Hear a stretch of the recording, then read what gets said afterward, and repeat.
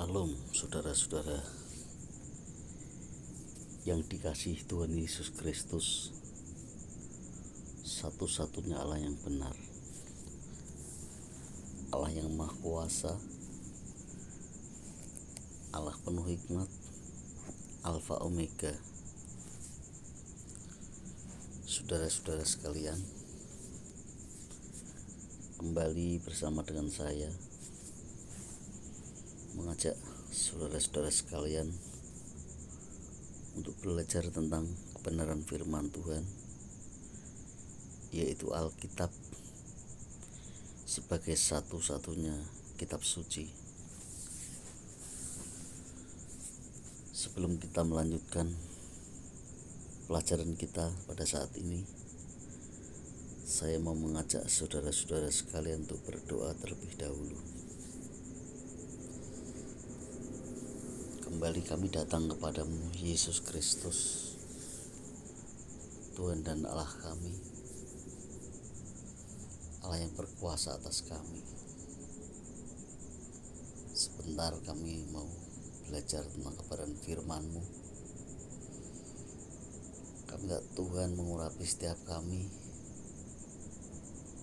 terutama hamba-Mu yang menyampaikan pelajaran ini. Tuhan, taruh hikmat akal budi yang daripada-Mu atas hamba-Mu ini, sehingga hamba-Mu bisa menyampaikan pelajaran tentang kebenaran ini dengan benar. Kami menyerahkan juga setiap saudara kami yang bersama-sama mendengarkan pelajaran ini, sejauh mana setiap saudara kami berada. Tuhan, bukakan jalan pikirannya untuk mengerti kebenaran ini, lalu melakukan apa yang Alkitab katakan. Saya berdoa kiranya roh-roh lain yang bukan dari Tuhan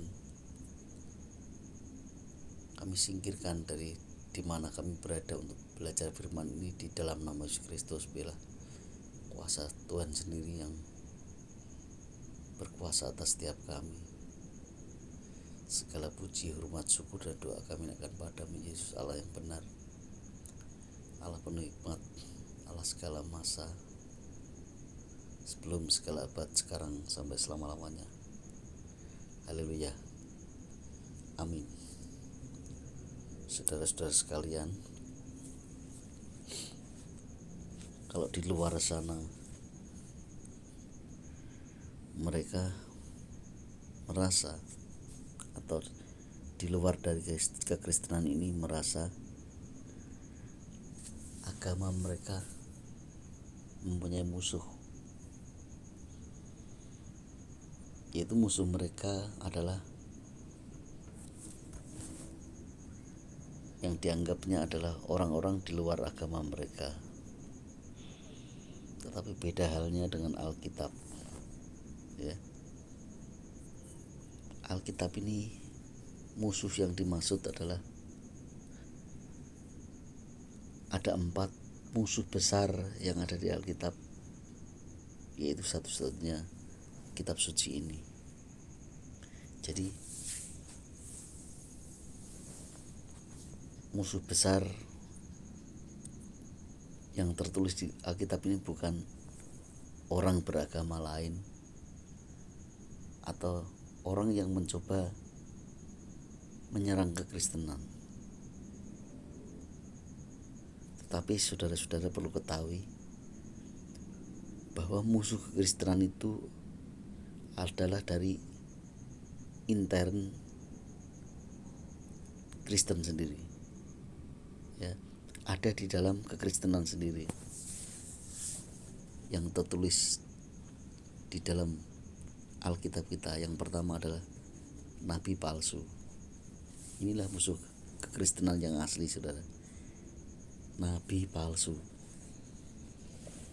Kalau dikatakan nabi palsu, berarti yang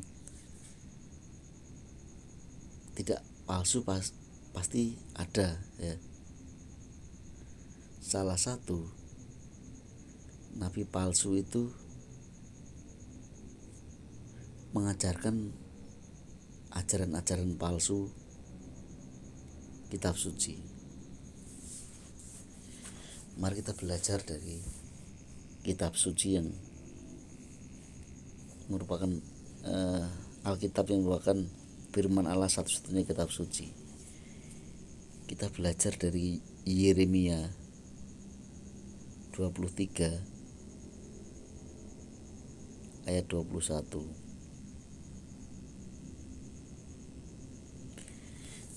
Yang pertama, Tuhan katakan, "Aku tidak mengutus para nabi itu, ya, namun mereka giat. Aku tidak berfirman kepada mereka, namun mereka bernubuat." Jadi nabi palsu itu cirinya adalah tidak diutus oleh Tuhan Yesus Kristus. Ya, nabi palsu itu tidak diutus oleh Tuhan, namun mereka giat itu melakukan hal yang sangat semangat gitu. Tetapi aku tidak berfirman kepada mereka, namun mereka bernubuat. Ya. Jadi nabi palsu itu melakukan segala sesuatu, bahkan mungkin giatnya melebihi saudara-saudara yang orang Kristen asli. Mereka berfirman, bernubuat, tapi sebenarnya saudara-saudara, mereka itu tidak diberi firman oleh Tuhan, tidak diperintahkan oleh Tuhan. Ya. Jadi saudara-saudara, kalau ada orang giat dalam melakukan ibadah-ibadah mereka, belum tentu kalau mereka orang yang benar-benar beribadah untuk Tuhan. Ya. Belum tentu. Cek aja apakah mereka menyembah Allah yang benar, itu menyembah Yesus Kristus sebagai satu-satunya Allah yang benar.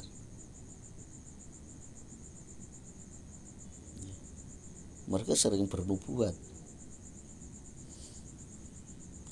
tapi nubuatan mereka bukan berasal dari Allah. Tidak diperintahkan Allah untuk melakukan suatu nubuat atau berkata-kata demi nama Tuhan.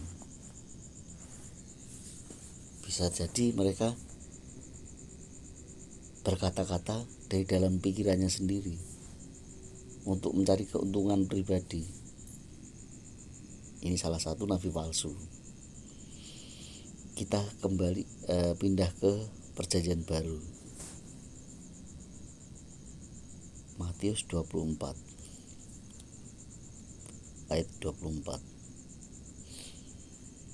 Sebab Mesias palsu dan nabi-nabi palsu akan muncul, dan mereka akan mengadakan tanda-tanda yang dahsyat dan mujizat-mujizat, sehingga sekiranya mungkin mereka menyesatkan orang-orang pilihan juga. Saudara, nabi palsu itu bisa mengadakan mujizat, tanda dan mujizat, saudara. Ya. Tapi ingat, namanya juga nabi palsu. Tentu yang dilakukan mereka adalah hal-hal palsu, yang walaupun bisa mengadakan mujizat, ya, tujuannya untuk mengelabui orang-orang pilihan. Orang pilihan itu orang yang dipilih untuk datang kepada Allah yang benar, beribadah dengan yang benar. Yang benar siapa? Beribadah kepada Yesus Kristus. Itu bisa, orang-orang pilihan itu bisa disesatkan dengan tipu daya mereka dan mujizat-mujizat palsunya. Yang memang benar, bisa mengadakan, mungkin bisa menyembuhkan orang sakit. Tetapi, nah ini yang orang percaya ini kadang tidak menyeleksi atau berpikir secara rasional yang cerdas. Apakah orang ini berdoa kepada Tuhan Yesus apa tidak? Kalau doanya bukan kepada Tuhan Yesus Kristus, jelas mereka adalah Mesias palsu, nabi palsu. Ya ini. Jadi orang-orang percaya ini harus lebih jeli dan berhati-hati.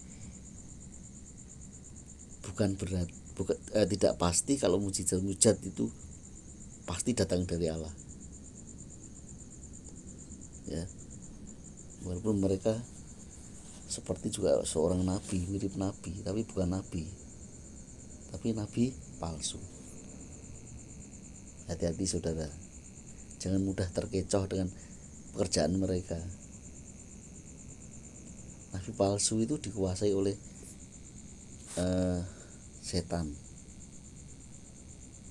Setan itu tidak menakutkan, tapi menguasai seseorang supaya melakukan hal-hal trik-trik seolah-olah seperti pekerjaan Tuhan, tapi sebenarnya palsu, berasal dari setan, dari iblis. Dia membuat tipu daya seolah-olah seperti orang yang bermujizat, mengeluarkan mujizat begitu, tapi bukan berasal dari Tuhan. Dan yang pertama, tidak diutus oleh Tuhan, tapi mereka melakukan hal itu. Tujuannya apa saudara? Supaya Anda tersesat, terperana dengan mereka, lalu mereka saudara percaya kepada mereka, jadi pengikut mereka. Makanya sekarang itu banyak orang itu sudah tidak melihat, tidak terfokus bahwa mencari kebenaran yang sejati. Tetapi banyak orang datang pada Tuhan atau beribadah itu semata-mata supaya diberkati, dengan usahanya diberkati dan sebagainya. Ya. Walaupun itu datangnya dari mana dan ajaran dari mana, supaya orang bisa kaya dan sebagainya. Ya.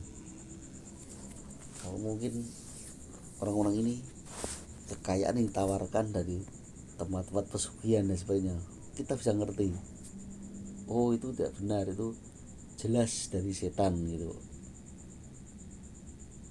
Ya. Tetapi kalau dimasukkan merasuk dalam ibadat-ibadat atau orang-orang seperti nabi,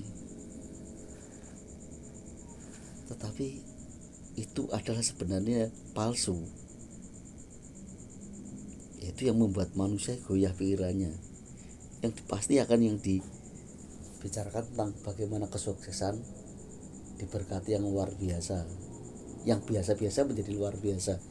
Ini tanda-tandanya nabi palsu begitu, saudara-saudara. Hati-hati dengan apa yang Anda dengar, ya, supaya Anda tidak disesatkan. Dan banyak orang menyangka nabi palsu itu dari luar Kristen loh. Itu salah besar. Kalau di luar Kristen jelas itu bukan nabi Kristen, itu di luar sana, tidak ada hubungannya dengan kita. Tetapi kalau di dalam kekristenan yang bahaya, ya, kayak nabi tapi sebenarnya palsu. Perlu saudara-saudaraku di akhir zaman ini berhati-hati dan waspada, serta menyerap itu jangan asal percaya. Apalagi yang ditonjolkan berkat mujizat yang dulunya rezeki saudara biasa-biasa kok didoktrin supaya luar biasa, itu pasti bukan kebenaran Alkitab begitu. Ya. Ayat Alkitab tentang nabi palsu ada banyak. Misalnya Wahyu 20 ayat 10, Yeremia 14 ayat 14, Matius 7 ayat 15, Lukas 6 ayat 26, Wahyu 19 ayat 20, Wahyu 16 ayat 13 dan lain-lain. Ya. Ini semua menjelaskan bahwa itu ada di antara orang-orang kita sendiri, orang percaya sendiri. Di sekeliling Anda banyak. Ya. Sebagai contoh saja, kita akan membuka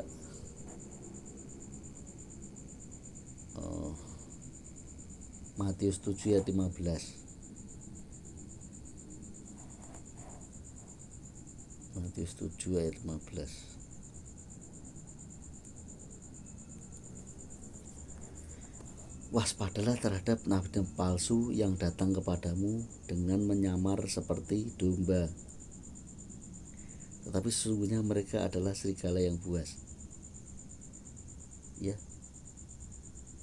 kalau nabi palsu datang dengan mau menyerang kamu, kamu pasti sudah tahu itu palsu itu kalau ganas itu. Tetapi kalau seperti domba ya halus, sopan santun, yang dibicarakan itu menyukakan pikiran, hati, pikiran, dan telinga saudara. Anda sulit mengelak atau mengerti. Ya, tapi buahnya dari buahnya. Apakah mereka mau menghancurkan saudara dengan segala hal yang dikatakan yang halus-halus? Anda seolah-olah dikipasi supaya hanya sukses dan sebagainya. Itu ya salah satunya begitu. Ya, jadi perhatikan Yeremia 23 ayat 21 tadi. Aku tidak mengutus para nabi itu. Jadi Yesus sebagai Tuhan Allah itu tidak pernah mengutus nabi itu. Namun mereka giat, G-I-A-T, giat, bersemangat sekali, ya. Seperti katakan, aku tidak berfirman kepada mereka, namun mereka bernubuat. Aku, Yesus Tuhan, tidak pernah berfirman kepada mereka, tapi mereka berkata-kata tentang Tuhan. Padahal Tuhan tidak memerintahkan kepada mereka untuk berkata-kata dengan nubuat-nubuat dan sebagainya. Hati-hati saudara. Perlu kita bertanya kepada Tuhan, apakah yang ku dengar itu nabi asli atau palsu? Jadi para nabi palsu itu giat dan bernubuat berdasar mendirikan kebenaran sendiri, ya. Mendirikan kebenaran sendiri, itulah nabi palsu. Dan harus dari intern yang ngaku Kristen. Mereka memakai nama aku Kristen loh, begitu. Tetapi tidak diutus oleh Yesus, tidak disuruh oleh Yesus. Sebab para nabi palsu itu menolak Yesus sebagai Allah, tetapi kenceng banget bernubuat, pamer mujizat. Itulah nabi palsu, berasal dari intern Kristen, saudara-saudara. Ajaran ini itu mendirikan kebenaran sendiri. Ya, kita buka ya Roma 10 ayat 3. Sebab oleh karena mereka tidak mengenal kebenaran Allah, dan oleh karena mereka berusaha untuk mendirikan kebenaran mereka sendiri, maka mereka tidak takluk kepada kebenaran Allah. Jadi salah satu ajaran nabi palsu itu mengajarkan hal-hal yang tidak ada di Alkitab, tapi berdasarkan doktrin-doktrin itu mendirikan kebenaran sendiri, ya. Yang di Alkitab mereka tidak pernah sentuh, tetapi mereka menafsirkan semaunya sendiri, ya. Kemudian ini tadi berkata nabi palsu itu ada di dalam yang kekristenan, mengaku sebagai orang Kristen, ya. Terus kalau di luar Kristen apa? Lalu nabi yang dari luar Kristen, Alkitab menyebutnya bukan nabi, ya. Kalau di luar Kristen bukan nabi. Dilihat siapa bapak mereka, yaitu iblis. 1 Samuel 10 ayat 12. Ini di luar Kristen. Jadi jangan ada nabi di luar Kristen itu bukan nabi, tapi bapak mereka adalah iblis. Kita buka 1 Samuel 10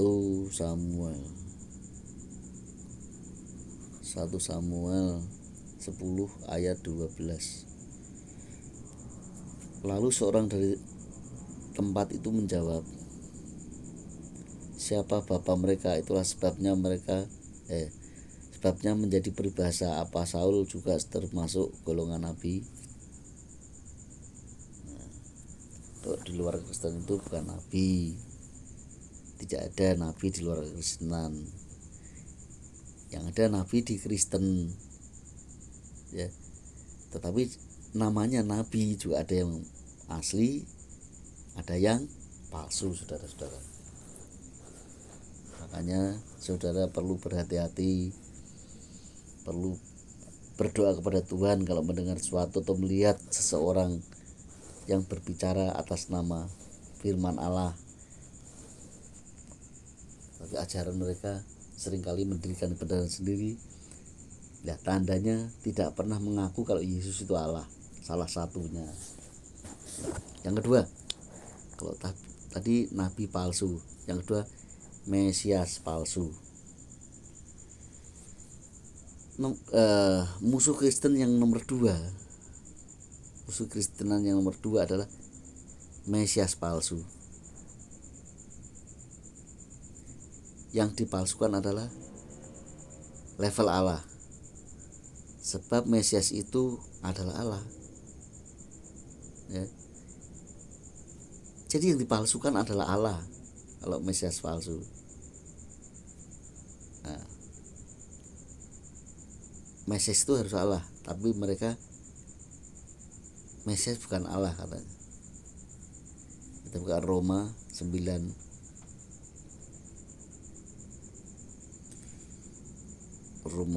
ayat 5.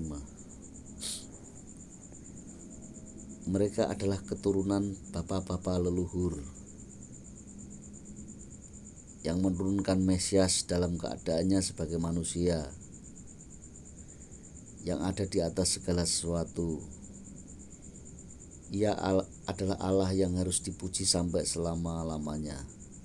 Amin. Jadi yang dipalsukan Mesias palsu adalah Mesias. Mesias itu Allah, tapi mereka palsukan. Mesias palsu harus dari intern yang ngaku-ngaku Kristen, saudara-saudara, yang mengganti Yesus Kristus Allah yang benar diganti dengan Allah lain. Jadi Mesias palsu adalah yang mengajarkan Allah itu bukan Yesus, ya. Allah itu 3 dalam 1 kesatuan.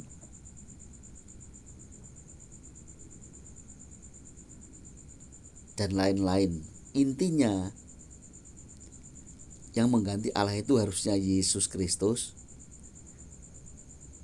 Mereka mengganti dengan Allah lain, ya. Jadi Allah itu Yesus Kristus.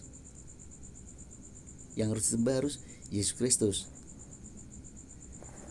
Mesias palsu mencoba mengganti Yesus Kristus itu bukan Allah, Allahnya lain. Ya itulah Mesias palsu. Contoh ayat-ayat Mesias palsu antara lain Matius 24 ayat 24, Markus 13 ayat 22. Matius dulu kita buka. Matius 24 ayat 24. Sebab Mesias palsu dan nabi palsu akan muncul dan mereka akan mengadakan tanda-tanda yang dahsyat dan mujizat-mujizat, sehingga sekiranya mungkin mereka menyesatkan orang pilihan juga.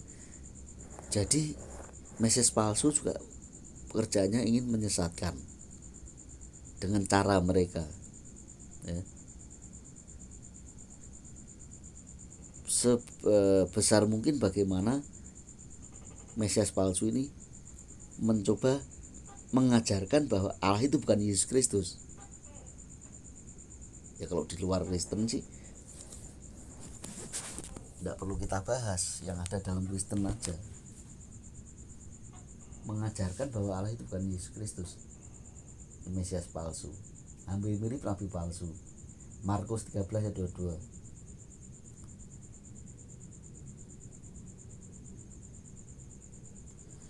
Sebab Mesias palsu dan nabi palsu akan muncul dan mereka akan mengadakan tanda-tanda dan mujizat dengan maksud sekiranya mungkin menyesatkan orang-orang pilihan. Ya, yang disesatkan itu orang pilihan. Kalau orang-orang yang sudah ditentukan untuk binasa tidak bakal disesatkan, udah otomatis mereka percaya dengan begitu, hal-hal yang begitu udah pasti itu. Tetapi kalau orang-orang pilihan, pasti yang disembah Yesus. Ketika mendengar ada Mesias palsu mengajarkan Yesus itu bukan Allah, Allah itu 3 kok, Bapa, Putra, Roh Kudus itu Allah. Padahal Allahnya Kristen ini Yesus Kristus, bukan Bapa, Putra, Roh Kudus.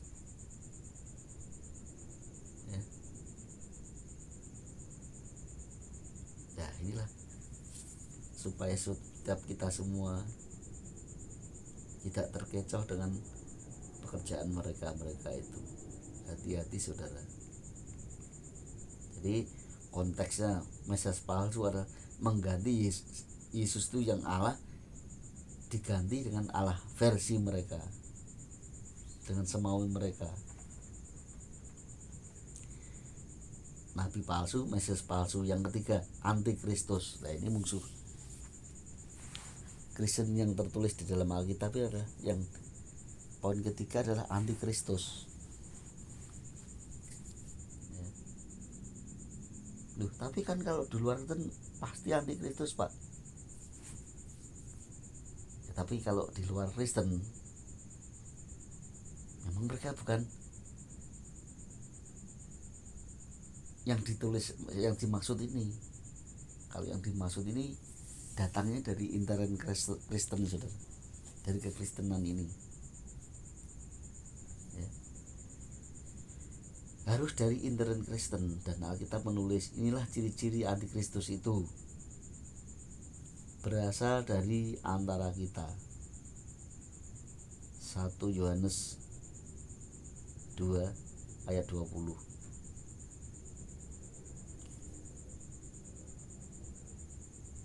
Tetapi kamu telah beroleh pengurapan dari yang kudus, dan dengan demikian kamu semua mengetahui. Ya, jadi kita mengetahui kalau antikristus datangnya dari orang di dalam kekristenan, bukan orang-orang di luar sana. Kalau di luar sana tidak usah kita bahas, mereka bukan dari antara kita ini. Artinya dari yang ngaku-ngaku Kristen, ya. Tetapi kamu telah beroleh pengurapan dari yang kudus, dan dengan demikian kamu semua mengetahuinya. Mengetahui apa? Bahwa antikristus itu datangnya dari yang mengaku-ngaku Kristen, ya. Mereka mengaku aku Kristen, menyangkal Yesus adalah Kristus. Kristus artinya Mesias, Allah. Jadi Mesias itu Allah. 1 Yohanes 2 ayat 22, dengan jelas 90% gereja yang ada di dunia ini menyangkal Yesus Allah. Mereka antikristus. Yang mengaku Yesus Allah itu sedikit, saudara. Tapi Yesus menghendaki semua orang itu percaya kepada Dia.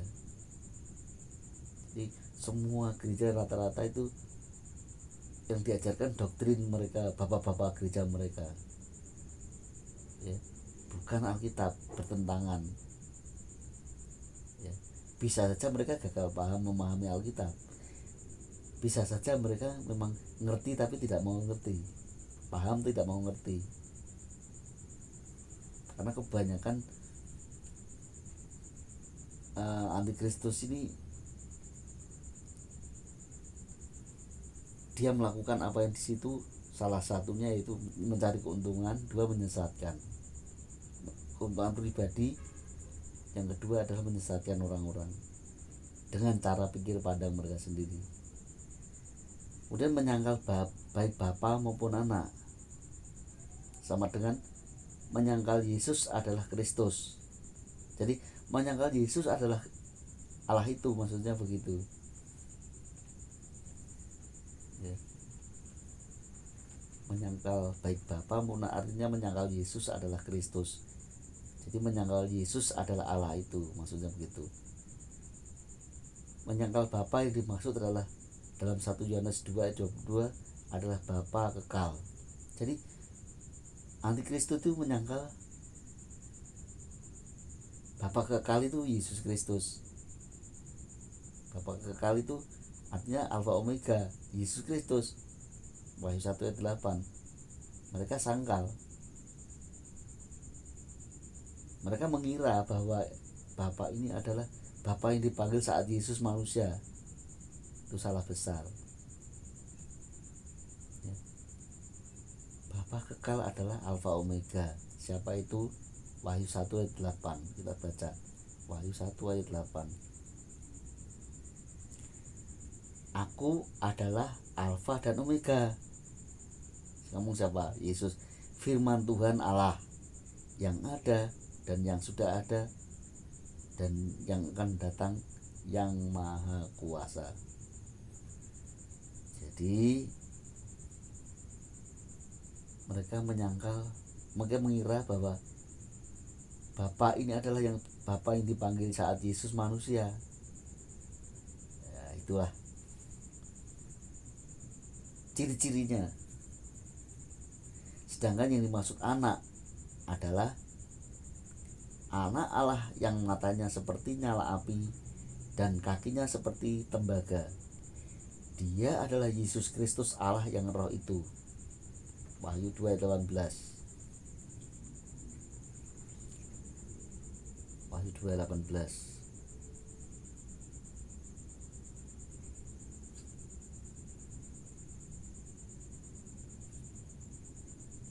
Dan tuliskanlah kepada malaikat jemaat di Tiatira, inilah firman anak Allah yang matanya bagaikan nyala api dan kakinya bagaikan tembaga. Jadi yang dimaksud anak adalah anak Allah yang matanya seperti nyala api dan kakinya seperti tembaga. Dia adalah 100% Yesus Kristus. Mereka mengira itu anak saat Yesus manusia fisik begitu. Itu salah. Ya, pikiran mereka mengira bahwa anak itu adalah Yesus ketika manusia, padahal anak yang dimaksud adalah anak Allah yang matanya seperti nyala api dan kakinya seperti tembaga ya. Itulah pikiran tumpul saat baca Alkitab ya. Jadi orang-orang yang tumpul dalam membaca Alkitab tapi tidak paham terus mengajari pada orang lain, itu jadi antikris. Mereka tidak menerima hal itu, pikirannya tumpul. Mana itu? 2 Korintus 3 ayat 14. Tetapi pikiran mereka telah menjadi tumpul, sebab sampai pada hari ini selubung itu masih tetap menyelubungi mereka jika mereka membaca perjanjian lama itu tanpa disingkapkan, karena hanya Kristus saja yang dapat menyingkapkan ya. Mereka kenceng banget ngaku Kristen, sesungguhnya yang mereka terima adalah roh yang tidak berasal dari Allah atau dari Kristus. Tetapi Mereka menerima roh antikristus. Roh antikristus roh apa? Roh iblis. 1 Yohanes 4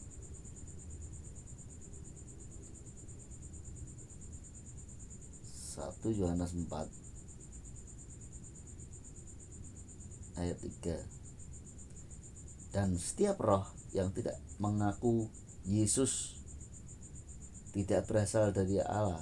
Jadi setiap roh yang tidak mengaku Yesus tidak berasal dari Allah. Roh itu adalah roh antikristus. Dan tentang dia telah kamu dengar bahwa ia akan datang, dan sekarang ini ia sudah ada di dalam dunia. Ya. Roh antikristus adalah salah satunya juga yang tidak mengakui kalau Yesus itu atau Kristus itu datang dari Allah. Yang kedua, tidak mengakui Yesus Kristus telah datang sebagai manusia. Yang pertama, tidak mengakui bahwa Yesus Kristus datang berasal dari Allah. Ya. Yang kedua, tidak mengakui Yesus Kristus telah datang sebagai manusia. 2 Yohanes 1 ayat 7. 2 Yohanes 1 ayat 7.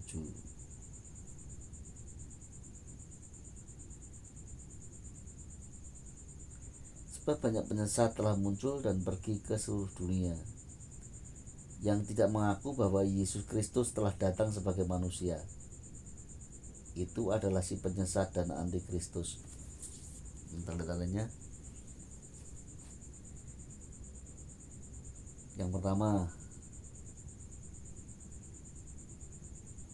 mereka tidak menerima roh yang berasal dari Allah, dari Yesus Kristus. Yang kedua, tidak mengaku Kristus telah datang sebagai manusia. Justru kebalikannya, mereka malah menganggap Yesus yang manusia itu kalian jadikan 100% manusia, 100% Tuhan. Itu sebabnya mereka disebut si penyesat dan antikristus itu. Ya. Mereka bilang Yesus itu 100% manusia, 100% Allah. Itu ngawur.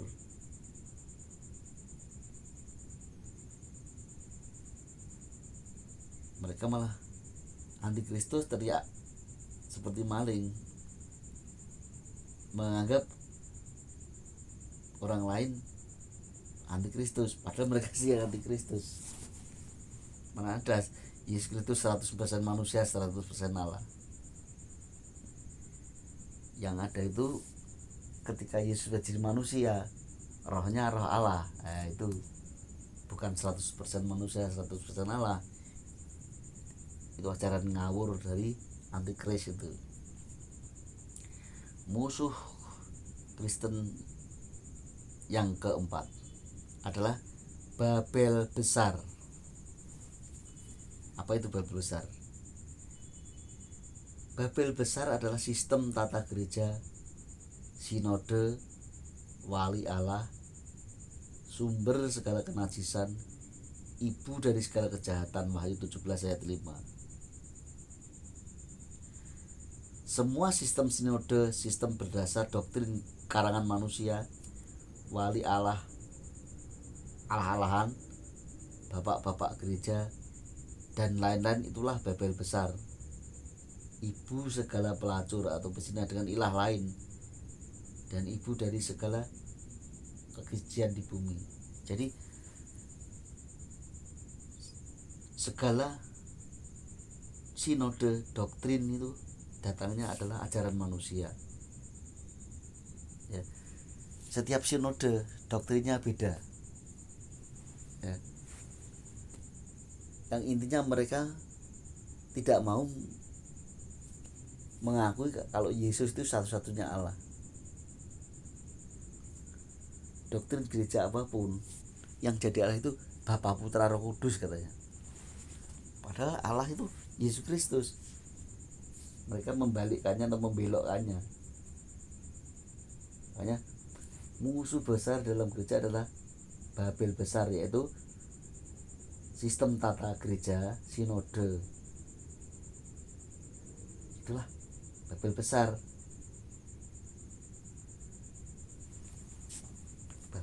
Babel artinya kacau. Di mana ada tata gereja, ada sinode, pasti kacau karena pakai doktrin yang pakai karangan manusia. Doktrinnya kebalikan dari Alkitab lagi. Jadi kebalikannya kebanyakan. Makanya dikatakan Babel, kacau. Sistem kekacauan dunia diikuti.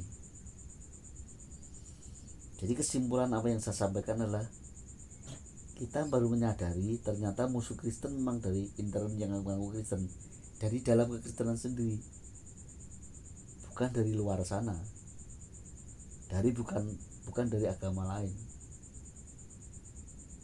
Musuh Kristen apa, saudara-saudara? Yang pertama, satu, nabi palsu. Yang kedua, Mesias palsu. Yang ketiga, antikristus. Dan yang keempat adalah Babel besar. Apa yang saya sampaikan ini kiranya boleh membekali cara berpikir Anda tentang percaya kepada Tuhan. Siapakah yang saudara-saudara percaya? Apakah Yesus Kristus sebagai satu-satunya Allah? Ataukah ilah-ilah lain selain Yesus Kristus? Ya, kalau selama ini saudara-saudara mengaku Kristen sudah berpuluh-puluh tahun, dan 20 tahun, 30 tahun, bahkan yang seumuran saudara 80 tahun plus, tapi salah memahami siapa Allahmu, sehingga yang kau sembah itu bingung, apakah nyembah Yesus atau nyembah Bapa, kan bingung ya. Saat ini saya tekankan, kalau saudara menjadi orang Kristen harus percaya kalau Yesus Kristus itu satu-satunya Allah yang benar. Tentu saudara berdoa ya kepada Yesus Kristus, menyembah ya harus kepada Yesus Kristus. Berdoa saudara serahkan kepada Yesus Kristus. Yang keempat, ibadah saudara itu ibadah karena mempunyai Allah Yesus Kristus. Ibadah kita untuk kemuliaan Yesus Kristus. Nah, inilah apa yang saya sampaikan ini. Biarlah saudara-saudara lebih dibekali kehidupan kekristenan saudara, sehingga tidak terjumus dengan doktrin-doktrin, dogma-dogma antikristus. Ya, sekali lagi, antikristus itu atau nabi palsu atau Mesias palsu itu ajarannya